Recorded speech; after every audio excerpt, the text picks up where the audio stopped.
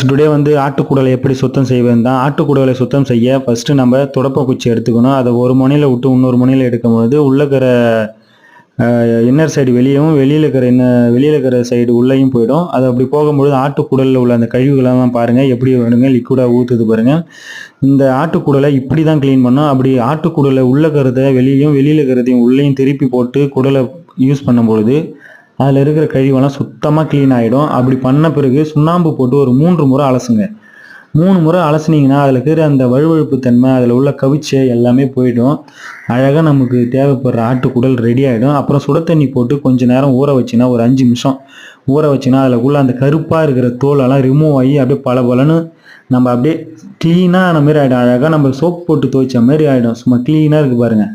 இப்படி க்ளீன் பண்ணால் நம்ம மனசுக்கு கொஞ்சம் பிடிக்கும். அப்படி க்ளீன் பண்ணிவிட்டு மறுபடியும் மஞ்சத்தூள் போட்டு மறுபடியும் ஒரு 2-3 தடவை அலசின பிறகு குழம்பை வச்சு சாப்பிட்டா சும்மா கம கமன்னு இருக்கும். ஓகே.